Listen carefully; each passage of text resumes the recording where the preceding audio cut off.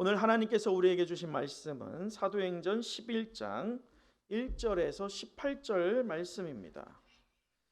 사도행전 11장 1절에서 18절의 말씀을 통해서 경계를 넘어 본질을 보라라는 제목으로 은혜의 말씀을 나누도록 하겠습니다. 여러분, 하나님께서 이 복음의 벽을 허물기 위해서 하나님의 사람들을 택했죠. 유대인으로서는 누구를 택했습니까? 베드로를 택했고, 이방인의 대표 로마인으로서는 누구를 택했습니까? 고넬료를 택해서 하나님께서 그 벽을 허물어 가신 것을 우리가 봤습니다. 이 둘 사이에는요, 인종과 지역과 더 나아가서 종교적인 차이가 분명히 있었습니다. 그러나 성령의 역사는 어느 한편에만 적용하는 게 아니라 양쪽에 상호작용을 일으켜서 성령의 역사로 그 벽들을 허물어 가셨던 사건을 우리가 살펴보았습니다. 곧 고넬료는 이 베드로를 통해서 하나님의 구원과 역사하심을 체험하게 되었지요. 반대로 베드로는 고넬료를 통해서 복음의 지평이 어떻게 됐어요? 열렸어요. 더 나아가서 베드로는 가장 먼저 이방인을 전도하는 사도가 되었습니다. 고넬료는요, 이방인 중에서 가장 먼저 성령 충만을 받고 하나님의 말씀의 은혜를 받은 자가 되어서 구원에 이르는 경험을 하게 되었어요. 이렇듯 성령의 역사는 상호작용으로 양쪽에게 다 그 벽을 허물고 끝내 하나로 유기적으로 연합시켜서 또 하나님의 힘으로 벽을 허무는 작업을 하게 된다는 것을 우리가 살펴봤습니다. 이 사건을 통해서 초대 교회의 역사를 바꿀 만한 대원칙을 베드로 사도가 선포했었는데, 우리 지난주 본문인데요, 10장 33절 34절을 함께 읽어보도록 하죠. 사도행전 10장 33, 34절 함께 읽겠습니다. 시작. 내가 곧 당신에게 사람을 보내었는데 오셨으니 잘하였나이다. 이제 우리는 주께서 당신에게 명하신 모든 것을 듣고자 하여 다 하나님 앞에 있나이다. 베드로가 입을 열어 말하되 내가 참으로 하나님은 사람의 외모를 보지 아니하시고. 네, 지금 고넬료가 하나님의 반응, 하나님께 성령의 반응을 해서 베드로에게 고백한 것을 또 베드로 역시나 어떻게 하고 있어요? 반응하고 있어요. 이렇듯 상호작용을 하는데 베드로가 무엇이라고 합니까? 34절에 보면 내가 참으로 하나님은 무엇을 보지 않아요? 사람의 외모를 보지 않는구나. 곧 이게 유대인이냐 이방인이냐 또는 그의 어떤 종교성이냐 이것이 아니라 그의 무엇을 본다? 중심을 본다. 중심을. 그러면서 35절에 각 나라 중 하나님을 무엇하며? 경외하며 또 무엇을 행합니까? 의를 행합니다. 이 의가 뭐냐면 하나님을 믿음으로 반응하는 게 경외잖아요. 그 경외함에서 나오는 의예요. 이것은 인간의 노력과 자의적인 도덕률에 해당한 의가 아닙니다. 인간이 다다를 수 없는 의예요. 누가 주시는 의입니까? 하나님이 주시는 의예요. 그렇다면 이 의라고 하는 것은 무엇과 비등한 거예요? 무엇과 똑같은 겁니까? 다시 말해 믿음입니다. 믿음이에요. 이 믿음이 있어야지 이 말씀에서의 의를 행하는 자가 된다는 거예요. 믿음이 없으면요, 아무리 도덕적으로 선하다 할지라도 궁극적으로 성경이 말하고 있는 하나님이 의도하고 있는 의에 다다를 수 있습니까? 없다는 거예요. 그래서 우리는 하나님께서 말씀하잖아요. 의인은 무엇으로 말미암아 산다? 믿음으로 말미암아 산다. 그 의인이 바로 믿음을 소유한 자만 의인이 될 수 있다. 이것을 성경이 말씀하고 있는데 지금 누가 그것을 고백합니까? 베드로가 고백하고 있는 거예요. 베드로는 이 선포를 통해서요, 이스라엘 이 예루살렘으로 국한되었던 원칙을 깨버려요. 초대교회의 역사를 바꿀 만한 대원칙을 세우게 되는 것이죠. 그래서 이 말씀을 선포하면서 베드로는 고넬료의 집 사람들을 향해서 하나님의 말씀을 선포합니다. 그런데 놀라운 일이 있어요. 선포하는데 그 선포한 다음에 어떤 일이 일어납니까? 우리 지난주 마지막 설교 마무리해 봤죠. 말씀을 들으니 고넬료의 집에 있는 모여 있는 사람들에게 무엇이 임해요? 성령이 임해요. 성령 충만하여서 제3의 오순절 사건이 일어나는 것을 보고 지난주 마지막에 우리가 점검하진 않았지만 베드로가 항상 성령, 여러분 성경을 보면 초대교회 역사에서 성령의 임재, 성령의 충만이 임할 때 이것을 경험한 베드로가 사마리아에서도 그랬고요. 고넬료의 집에서도 똑같이 성령 충만한 다음에 그 다음에 반드시 하는 게 있어요. 그게 뭘까요?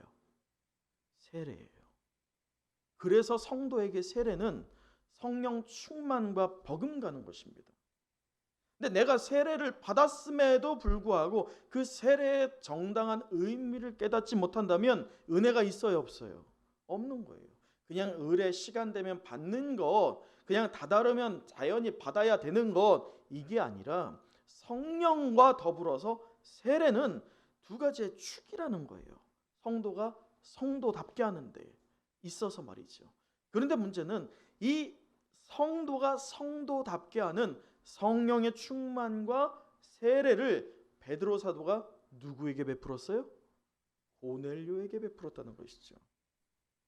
자, 여러분, 고넬료가 이 복음을 받아들이고 성령 세례를 받은 사건은 할례 받은 유대인들, 이 이방인들이 유대인들에게 가입되지 않고도 믿음으로 구원받을 수 있다라는 것을 보여준 교회의 역사의 길이 남을 기념비적인 사건이었어요.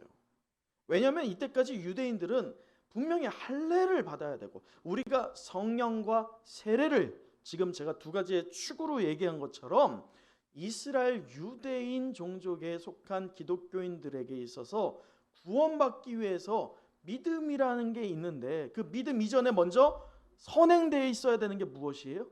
그게 할례였어요. 그래서 할례와 믿음이 두 가지의 축이었다라고 한다면 오늘 그것이 백전환의 국면을 맞이하는 게 누구로부터 일어났다는 겁니까? 고넬료부터 일어났다는 거예요. 그래서 고넬료의 이 사건, 고넬료의 가정이 변한 게 하나님의 복음의 영역의 벽을 허무는 사건이 되었다는 거예요. 자, 문제는 그 자리에 있던 유대인 신자들도 이 사실을 인정하게 되면서 이 소식을 어디에 전하게 됩니까? 자, 말씀은 오늘 본문을 보죠. 1절 말씀 같이 읽어보도록 하겠습니다. 시작. 유대에 있는 사도들과 형제들이 이방인들도 하나님의 말씀을 받았다함을 들었더니. 자, 유대에 있는 사도들과 형제들 지금 어디에 있는 겁니까? 예루살렘에 있는 거예요.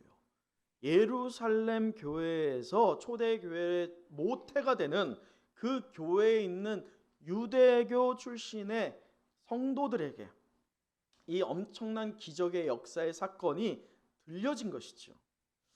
여러분, 헌데 기대하고 바라는 반응과는 사뭇 다른 그림이 펼쳐집니다. 벽을 허물기로 작정하신 하나님께서 하나님의 그 역사였어요. 그런데 어떤 일이 일어나느냐? 2절. 베드로가 예루살렘에 올라갔을 때, 다시 베드로가 예루살렘에 올라갑니다. 자, 올라갈 때 베드로의 마음에는 어떤 기대감이 있었겠어요? 여러분이 베드로라고 생각해 보세요. 제3의 오순절 사건이 일어났고 이방인을 향하여서 복음의 영역의 벽이 허물어졌습니다. 이제 하나님의 역사가 마치 이 거대한 폭풍처럼 온 열방을 몰아치는 것이고, 그리고 하나의 미랄이 죽어졌기 때문에 많은 열매를 맺게 됐던 사건. 다시 말해, 이 민들레가 지난주 저희 시온이하고 이제 좀 산책을 갔는데 요즘에 민들레 참 많잖아요. 민들레 씨 있죠. 그거 어떻게 합니까? 어린애들이 불잖아요. 왜 붑니까? 여러분도 어릴 때 다 불어봤잖아요. 왜 부셨어요? 날아가는 게 얼마나 재밌습니까? 그런데 그 날아가는 것들이 하나하나 날아갈 때 한 곳을 향해서 갑니까? 바람 따라서 흩어집니다. 하나님의 역사가 그렇다는 거예요. 여러분 개인을 통해서요 하나의 미랄되고 여러분이 민들레 호씨가 되어서 여러분의 가정으로 또 여러분이 사업하고 있는 사업체로 또 맺고 있는 관계 안에서 여러분을 통해서 하나님께서 귀한 열매를 맺게 하실 줄 믿습니다. 여러분 베드로도 그런 기대감이 있지 않았겠어요? 이 엄청난 사건이 있었잖아요. 사마리아에서 제2의 오순절 사건으로 조금 더 지경이 열렸다가 다시 오므러들어서 예루살렘으로 복귀했던 베드로를 또 하나님께서 이끌어서 루다와 욥바 그리고 가이사랴까지 이르러서 제3의 오순절 사건을 이방인 집에서 일으켰던 그 역사를 체험한 베드로가 자신의 그 한정지었고 제한되었던 영역을 먼저 어떻게 된 겁니까? 먼저 허무는 경험을 했잖아요. 그래서 그 기대감이 있었어요. 올라갔죠. 어떻게 되느냐? 2절 후반에 할례자들이 무엇합니까? 비난합니다. 왜 그러느냐? 3절 이르되 내가 무할례자의 집에 들어가 무엇했다? 함께 먹었다라는 거예요. 여러분 벽을 허무는 하나님의 역사였습니다. 아멘? 그러면 그 벽을 허무는 역사가 이제는 엄청난 열매로 보여줘야 되지 않습니까? 마치 도미노처럼 이제 하나님이 직접 그 문을 열었으니 벽을 허물었으니 다음 단계부터는 이제 쉽게 다다다다다다 열려야 되지 않겠어요? 근데 지금 희대하고는 다르게 다시 제한하려 하고 한정하려 합니다. 이 할례파 기독교인들이에요. 이 이방인들이 할례를 받지 않고 교회 일원이 된 것에 대해서 나를 세워서 비난하고 있습니다. 아주 매섭게 신란하면서 강력하게 반발하고 있습니다. 이러한 상황을 여러분은 어떻게 생각하십니까? 여러분 한번 여러분이 베드로의 입장이 돼서 한번 생각해 보세요. 하나님께서 만방의 교회를 세우시겠다라고 하는 장대한 계획을 가지고 베드로로 하여금 이방인의 첫 열매 고넬료에게 복음을 전하게 하셨습니다. 그리고 친히 성령의 인침을 나타내 보여주심으로 증표를 보여주셨어요. 증표가 무엇입니까? 분명히 하나님이 이것을 원하셨고 하나님께서 이것을 끌어가신다라는 증표가 뭐예요? 성령이었어요. 성령의 충만. 사랑하는 은성교회 성도 여러분, 우리 은성의 모든 영가족들이 그 증표되는 성령의 충만함 받기를 간절히 소망합니다. 그렇다면 하나님이 이 시작하신 사역이 굉장히 퍼져야 되는데요. 문제는 하나님께서 원하시는 사역을 향해서 정면으로 도전하는 반대파들이 생긴다는 거예요. 더욱이 이 일을 반대하는 세력이 교회 외부에 있습니까? 어디에 있습니까? 교회 내부 안에서 일어나고 있는 거예요. 여러분 교회 외부라고 한다면 괜찮아요. 그래도 교회 안에서 똘똘 뭉치면 되거든요. 문제는 지금 교회 내부에서 일어났어요. 교회 내부에서 일어났을 때면 자칫 초대교회가 분열될 수 있는 위기에 맞닿은 것이라는 거죠. 여러분 우리 은성교회는 어떨까요? 우리가 코로나 상황을 좀 이겨보자, 여전함에 머물지 말자라고 하면서 무엇했습니까? 분일밤 기도를 했어요. 그래서 역전함을 이루자라고 하고 우리가 작정해봤습니다. 그렇게 작정하여서 기도하였고 하나님께서 소정의 은혜를 주셨을 줄 믿습니다. 아멘. 자, 그렇다면 이제 그 물꼬가 열렸으니 도미노 현상처럼 착착착착착착 이제 일들이 진행되고 우리의 마음이 이제 다치지 않기 위해서 더 큰 은혜를 바라기 위해서 뭔가 일어나야 될 것 같은데요. 교회 역사에서는 다 똑같아요. 성도가 각성을 할수록, 성도가 은혜를 받을수록, 성도가 제한된 영역을 스스로 허물고 하나님께 사용되기를 작정할수록 사탄은 어떻게 할까요? 아유 잘하고 있네. 아유 잘한다. 이렇게 할까요? 결코 그렇지 않아요. 더 교묘하게 성도와 교회를 분란을 일으킵니다. 시험을 줍니다. 그런데 문제는요. 이 코로나의 상황에서요. 교회 밖에서 너네 왜 예배 드리느냐? 여러분 오늘 우리가 예배 드릴 때 그런 사람이 여기 안에 들어와 가지고 방해합니까? 안 해요 이제. 예? 문제는 우리 안에서 분명히 은혜가, 소정의 은혜가 분열 밤에 있었는데 이 안에서 일어나는 거예요. 우리 내면 안에서 사탄과의 조율되지 않는 거예요. 승리하지 못하는 거예요. 그러다 보니까 또 여전하게 하려고 하는 그 죄의 습성이 우리의 발목을 잡게 된다는 것이죠. 그래서 교회 안에 내부적으로 문제가 생기는 것들이 있더라는 겁니다. 사랑하는 은성교회 성도 여러분, 그러한 일이 우리 은성교회 안에 있지 않기를 소망합니다. 그렇게 여러분 늘 깨어서 이렇게 간구하십시오. 하나님은 나를 통해 일하신다 라고 말이죠. 우리 한번 해볼까요? 우리 유재현 집사님 이미 적용이 되셨네. 자, 가슴에 손을 얹어 보시고 이렇게 한번 해보시죠. 하나님은 나를 통해 일하십니다. 다시 한번요. 하나님은 나의 가정을 통해서 일하십니다. 자, 오늘도 또 살며시 웃으면서 상대를 가리키면서 하나님은 당신을 통해 일하십니다. 하나님은 당신의 가정을 통해서 일하십니다. 자, 이제 또 어떻게 해야 됩니까? 자, 하늘을 향해서 이렇게 고백하죠. 하나님은 우리 교회를 통해 일하십니다. 하나님은 우리 구역을 통해서 일하십니다. 할렐루야. 여러분 우리가 늘 깨어서 기도하고 늘 여전하려고 하는 게 저도 마찬가지예요. 여전하려고 하는 습관들이 왜 없겠어요? 그게 우리의 죄성인데 그것에 그냥 아무런 저항을 하지 않으면 궁극적으로 우리는 사탄을 이길 수 있어요, 없어요? 절대로 못 이겨요. 죄의 습성에 다시 종로로 탈 뿐입니다. 그래서 우리는 늘 깨어 있고자 애써야 되고 몸부림쳐야 됩니다. 역전함을 이룰 것을 작정해야 됩니다. 근데 신기한 게 있어요. 그렇게 작정할 때에 우리 주님께서 우리를 보호하시고 우리의 인생을 운행하시며 또 우리의 신앙이 진보되게 하실 것을 믿습니다. 우리 주님이 하시는 거예요. 결국 우리가 하는 게 아니라요. 우리는 무엇하면 되는 거예요? 순종하면 되는 거예요. 순종. 주님 내게 은혜를 주시기를 원합니다. 나는 그것을 믿고 주님 앞에 또 한 번 엎드려집니다. 나는 죄인입니다. 그러나 주님께서 죄인된 나를 택하사 일꾼 되게 하시고 제자 되게 하시고 예배자요 기도자 되게 하실 줄 믿습니다라고 고백할 때면 주님이 분명히 그 고백을 들으시고 여러분의 가정에 또 우리 공동체를 사용하여 넉넉하고 아름다운 열매를 맺게 하실 것을 믿습니다. 여러분 오늘 이 할레파 기독교인들 문제가 있어 보입니까? 없어 보입니까?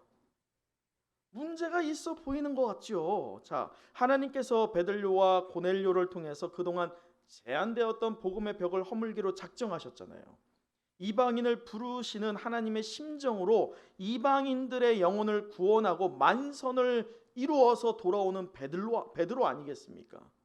그런데 이방인들에게 성령이 임한 이 가슴 벅찬 사건을 예루살렘 공동체에게 고백하기도 전에 베드로를 어떻게 하고 있어요? 비난하고 있어요. 더불어 이방인과 식사를 하게 된 배경을 변호하게 되는 베드로의 상황입니다. 여러분 오늘 왜 이 할레파 기독교인들이 이럴 수밖에 없느냐? 이들은요 이 율법적인 부분에 기반을 두었었기 때문이에요. 태생 자체가 율법의 기존에 털을 두었던 유대인이었기 때문에 사실은 당연할 수 있는 거예요. 그런데 이 율법에 대한 의식을 너무 과도하게 그것만이 답이라고 생각했다는 게 문제죠. 그래서 오히려 율법이라는 것을 알고 있던 유대인들이 얼마나 헌신적이었겠어요. 하나님 말씀에 얼마나 충실됐겠습니까? 그게 오히려 올무가 돼버린 거예요. 믿음이 앞서야 되는데 믿음보다도 무언가 자기가 행하고 있는 행실이 앞서는 행위들이 일어나게 된 것이죠. 당시 유대인 성도들은 모두 할례를 받은 상태에서 교회 일원이 되었는데 그 중에서 특히 이 고지식할 정도로 유대인의 할례와 전통을 주장하고 있던 게 그 무리가 바로 이 오늘 등장하는 할례파 기독교인들이었어요. 사실 오늘날 우리 할례파 기독교인들이 한국 교회 안에 있습니까, 없습니까? 우리가 할례를 요구합니까? 그렇지 않아요. 근데 문제는 할례와 무엇이 있어요? 전통이라고 했죠. 이것을 예수님께서 장로들의 무엇이라고 합니까? 유전이라고 말했어요. 장로들의 유전, 이거 하라, 이거 하지 마라 라고 하는 그런 것들이 있었는데 문제는 그 장로들의 유전이 성경에 기록되어 있다 없다? 없다. 그럼 그 장로들의 유전은 어디서 나왔느냐? 누가 만들었어요? 사람들이 지나오면서 성경이 있는데 성경 외에 다른 율법의 규율들을 만든 거예요. 그게 바로 유전이자 전통이었어요. 우리 교회 안에, 우리 교회는 아니에요. 우리 은성교회는 아니고 한국 교회 안에 과거에 이 피아노, 드럼, 신디 이거 없었어요. 있으면 안 되는 거예요. 왜요? 다 어디에 있던 겁니까? 다 딴 따라 다 술집에 있고 안 되는 거예요. 또 담임 목사가 가운도 안 입고 설교하는 게 가당합니까? 가당치 않은 일이에요. 문제는 그게 성경에 있냐는 거예요.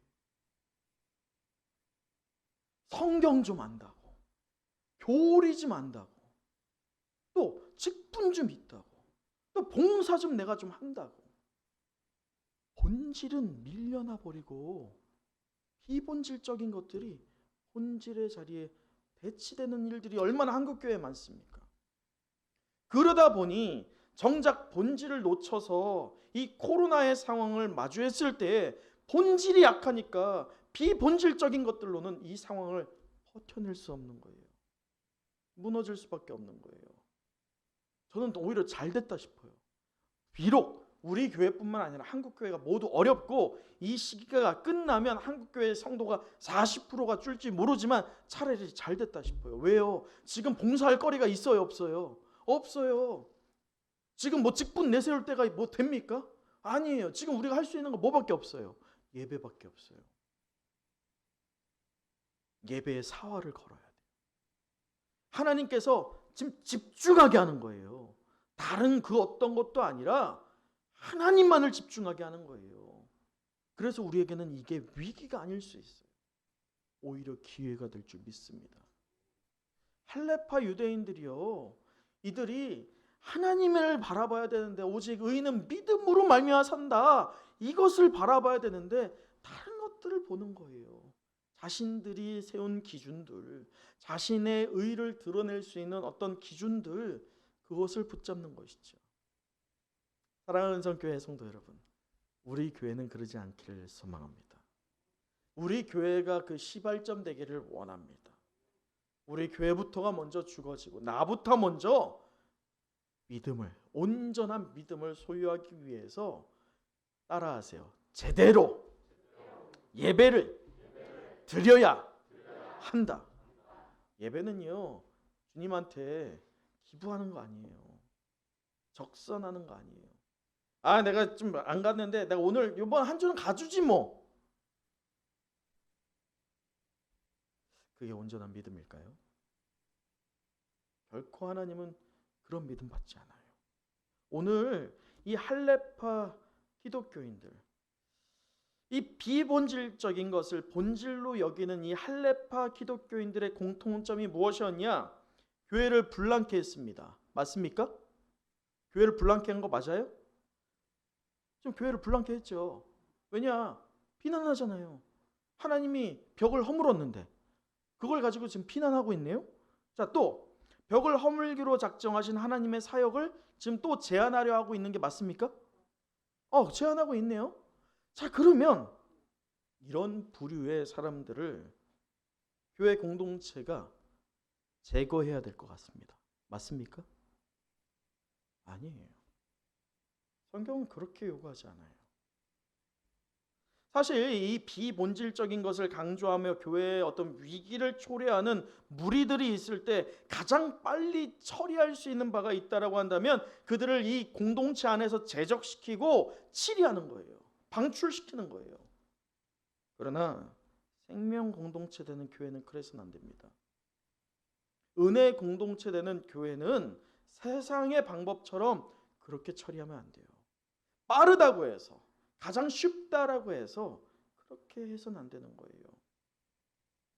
오늘 성경의 말씀은 우리에게 세상이 말하고 있는 효율적인 것, 효과적인 것, 능률적인 그 시각으로 이 일어난 사건을 바라보지 말라고 하고 있습니다.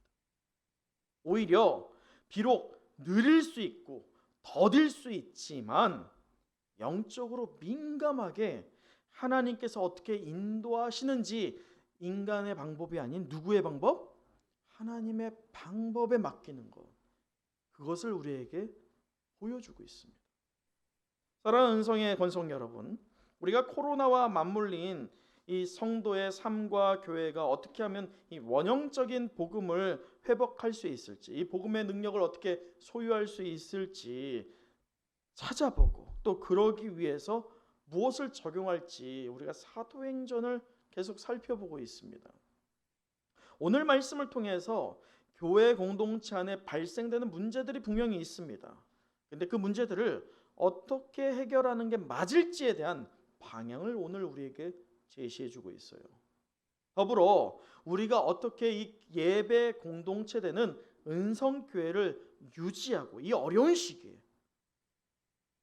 시기이고 어둠이 가득한 시기이지만 어떻게 유지할지 또 어떻게 운영을 해야 할지 그것에 대한 답을 한번 찾아보기를 원합니다. 우리 먼저 4절을 다시 한번 읽어보도록 할까요? 4절 말씀이에요. 시작. 베드로가 그들에게 이 일을 차례로 설명하여. 여러분 지금 베드로가요 할레파 기독교인들을 상대로 어떻게 응대하고 있습니까? 어떻게 대응합니까?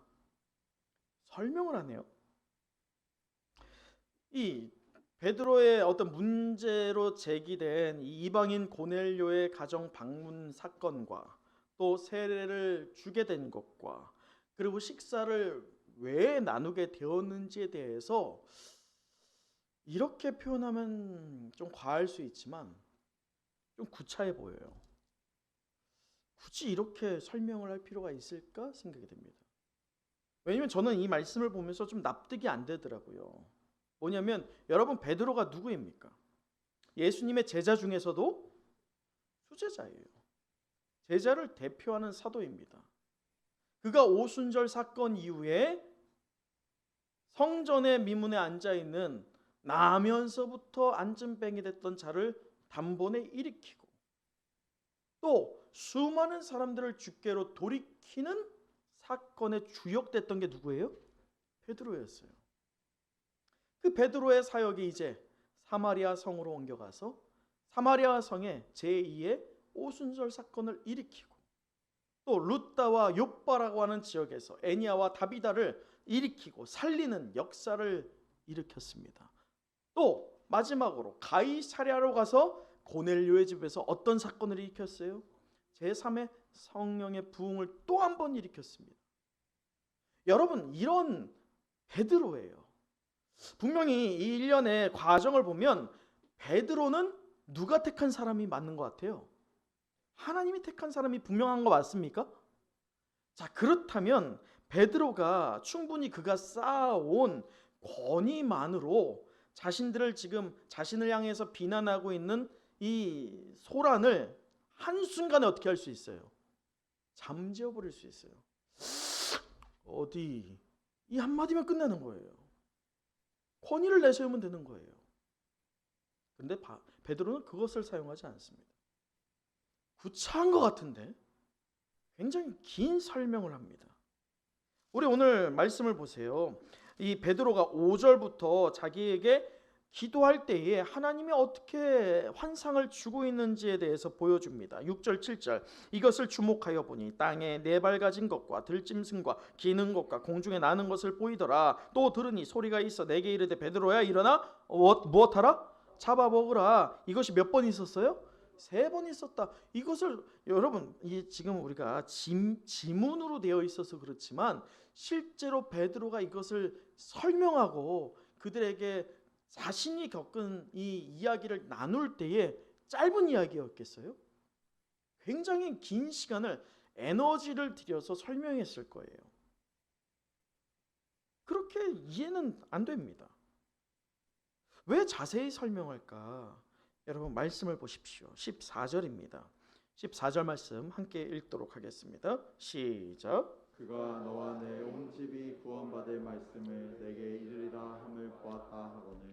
여러분 14절에 베드로와 고넬료의 집에 하나님께서 동일한 목적을 두셨음을 밝히는데 그것이 무엇입니까? 14절에 보면 어떤 말씀입니까? 그냥 말씀이 아니에요. 여러분 오늘 우리가 드리면서 마주하는 이 말씀은요 그냥 한 주 흘려듣는 그런 말씀이 되어서는 안 됩니다. 오늘 우리가 드리는 예배도 사활을 거는 예배요. 내가 죽을 때 마지막으로 드리는 예배처럼 드려야 되는 거예요. 그럴 때 이 말씀이 어떻게 받아들여야 되느냐? 어떤 말씀으로? 오늘 베드로가 전했던 것처럼 구원받을 말씀으로 받아들여야 할 줄 믿습니다. 그런데요 신기한 게 있어요. 말씀을 보세요. 14절에 그가 너와 내 집이 구원받을 말씀을 내게 이르라 함을 보았다 하거나 내게 이르라 함을 보았다라고 할 때 지금 이 구원받은 말씀을 고넬료의 집에 전하라 함을 누가 들은 거예요? 베드로가 들은 거예요. 자, 베드로가 그것을 전합니다. 자, 또 반대로 그 구원받을 말씀을 또 누가 듣는 겁니까? 베드로를 통해서 고넬료가 듣는 거예요. 그렇다면 다시 말해 베드로와 고넬료에게 있어서 동일하게 아까 성령 충만이 상호작용을 했다고 했잖아요. 그 상호작용을 할 때 그 둘에게 똑같이 은혜를 더하였던 것이 어떤 힘입니까? 구원받는 말씀이에요. 다른 게 아니라 여기서 말하는 것처럼 구원받을 그 말씀이 핵심이었다는 것입니다. 그 구원받을 말씀을 전하는 순간에 베드로도 자신이 세웠던 벽이 허물어졌고 또 그 구원받은 말씀을 듣는 순간에 비록 이방인이었지만 예수 그리스도를 구주로 시인하고 성령의 충만함을 경험하게 된 고넬료였다는 것이죠. 자, 자신이 스스로 제한하고 한정지었던 베드로, 하나님이 계속 보게 하시는 본질을 보지 못하고 비본질적인 것들에 구속되었던 베드로가 이 구원받을 말씀을 전하는 사건을 통해서 비로소 모든 벽이 허물어졌어요. 15절 한번 읽어볼까요? 15절입니다. 시작. 내가 말을 시작할 때 성령이 그들에게 임하시기를 처음 우리에게 하신 것과 같이 하는지라. 여러분 베드로가 순종한 거예요. 구원받을 말씀을 유대인 법으로 따져봤을 때 율법으로 따져봤을 때 이방인에게 전하면 안 되는데도 불구하고 하나님이 전하라고 하니 베드로가 무엇합니까? 순종합니다. 전합니다. 근데 놀라운 사건은 자, 다시 15절 보세요. 내가 말을 무엇할 때에? 시작할 때. 중간이 아니에요. 끝이 아니에요. 순종하는 그 순간, 그 순간에 무엇이 임합니까? 성령이 임하는 것을 봅니다. 베드로는 그때 이제 완전히 무너진 거예요. 자신이 세우고 있던 벽들이 말이죠. 그것을 경험했던 베드로. 이 오순절날 예루살렘에 임했던 성령이 동일하게 임하던 사건과 그로 인해서 세례를 베풀게 된 연유에 대해서 이 헬라파 기도인들에게 자세히 설명했던 베드로입니다. 사랑하는 성도 여러분, 지금 무엇이 보이십니까? 아직도 베드로가 모양 빠지게 구차하게 헬레파 이 기독교인들에게 설명하는 것처럼 보이십니까? 지금 베드로가 헬라파 기독교인들에게 왜 굳이 설명을 하고 있습니까? 그것은 과거에 누구의 모습이 그들에게 보이는 거예요? 자신의 모습이 있는 거예요.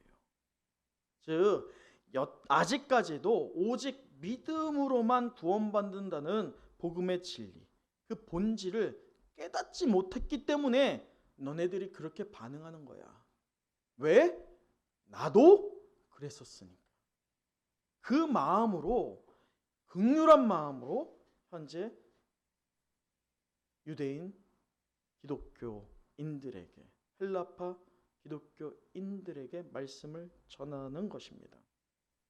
그래서 이 17절 보면 그런즉 하나님이 우리 주 예수 그리스도를 믿을 때에 주신 것과 같은 무엇을? 선물을 그들에게 주셨으니, 여기에서 중요합니다. 내가 누구에게 하나님을 능히 맡겠느냐. 그 얘기는 내게 하나님께서 내가 누구에게 하나님의 이 능력을, 하나님의 역사를 맡겠느냐라는 것을 깨닫게 하신 하나님이 이제 누구를 깨닫게 할 거라는 것을 말하는 겁니까? 너네들도 깨닫게 할 거야. 너네들이 지금 벽에 쌓여 있어. 나도 너네들과 똑같았어. 그런데 나를 부셨던 하나님이 너희들이 세우고 있는 벽들도 부실 거야. 비본질적인 거 지금 그게 답인 것 같지? 나도 그랬어. 그런데 이제 진짜 본질, 그 믿음이 이방인 지역과 종파와 어떤 인종을 뛰어넘는 역사가 있을 거라는 것을 너네들도 깨닫기를 원한다라고 하는 그런 갈급한 마음이 베드로의 마음이었습니다. 말씀을 마치겠습니다.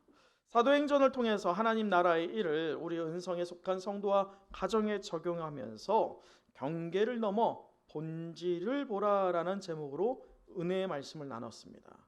우리 마지막으로 18절을 함께 읽어보도록 하겠습니다. 18절 시작. 그들의 이 말을 듣고 잠잠하여 하나님께 영광을 돌려 이르되 그러면 하나님께서 이방인에게도 생명 얻는 회개를 주셨도다 한다. 은혜와 성령이 함께하는 은성교회 성도 여러분, 저와 여러분 역시나요, 어떤 면에서 할레파 기독교인들이 아니었는지 우리는 돌아봐야 할 것 같습니다. 깨어서 분별하기를 사모하십시오. 복음의 진리가 무엇인지, 또 본질이 무엇인지 모르면 오늘 우리도 얼마든지 이 헬라파 기독교인들이 될 수 있다는 것입니다. 우리 안에 있는 그릇된 편견과 고정관념들 때문에 신앙이 자라지 않을 수 있고 복음의 진보, 이 복음의 진보를 이룰 수 없어요. 그래서 우리는 늘 점검해 봐야 됩니다. 성경과 교리 좀 한다고, 직분 좀 있다고, 봉사 좀 한다고 비본질적인 것들에서 집착하는 사람이 바로 내가 될 수 있다는 것을 돌아보기를 간절히 소망합니다. 여러분, 오늘 하나님의 관심은 구원에 있었습니다. 할렐루야. 하나님이 주시는 구원은 인종과 종파와 지역의 벽을 넘어서 오늘 저와 여러분에게까지 허락되었습니다. 그것을 믿으십니까? 하나님의 관심을 비로소 깨달은 예루살렘 교회는 오늘 18절처럼 이방인에 대한 선교를 공식적으로 인정했을 뿐만 아니라 나아가 우리가 다음 주에 보게 될 본문처럼 이방 선교의 전진 기지 역할을 하게 되는 안디옥 교회가 이 사건 이후에 일어나게 됩니다.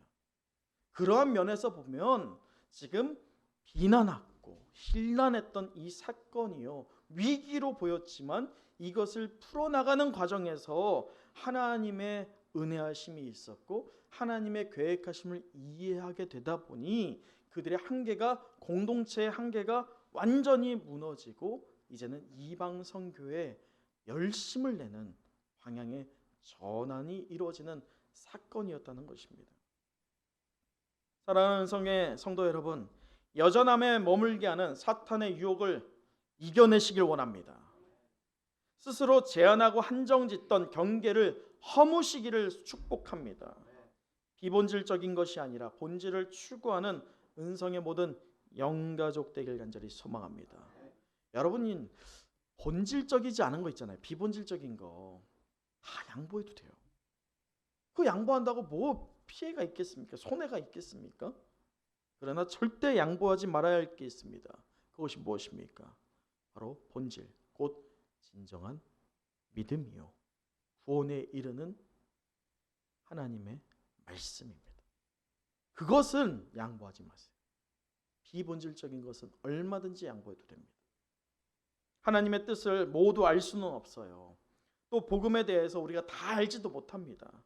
그러나 복음을 많이 아는 자보다 그 복음이 무엇인지 깨달은 자에게 길을 내어 주실 줄 믿습니다. 이것을 기억하시고 그 깨달음을 통해서 본질에 한층 더 다가가는 성숙한 성도 되는 저와 여러분 또 우리 은성교회 되길 간절히 소망합니다. 아멘. 기도하도록 하겠습니다.